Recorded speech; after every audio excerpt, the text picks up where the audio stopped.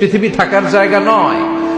কিয়ামতের সময় আল্লাহ তাআলা মালাকুল মাউতকে বলবেন, সবার রূহ কবজ করে ফেলো, সবার, কেউ থাকবে না, সবার রূহ কবজ হয়ে যাবে।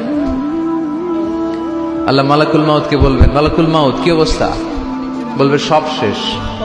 মাইয়াব্বা, কে বাকি? মালাকুল মাউত বলবে জিনেরা বাকি, যাদেরকে দেখা যায় না। আল্লাহ বলবেন জিনদেরকেও শেষ করে ফেলো, রূহ কবজ করো। মালাকুল মাউত আজরাইল জিনদের রূহ কবজ করবে। আল্লাহ এবার জিজ্ঞেস করবে, ইয়া মালাকাল মাউত আখবিরনি মাইয়াব্বা, এবার বলো আর কে বাকি? মালাকুল মাউত বলবে, আল্লাহ মানুষগুলো সব শেষ, জিনগুলাও শেষ, এবার বাকি ইবলিশ শয়তান, ইবলিশরেও শেষ করো, ইবলিশও শেষ।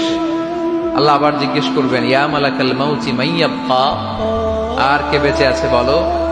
মালাকুল মাউত বলবে, আল্লাহ আপনার কথা অনুযায়ী পৃথিবীর সব মানুষের রূহ কবজ করলাম, সব জিনদের রূহ কবজ করলাম, ইবলিসের রূহ কবজ করলাম,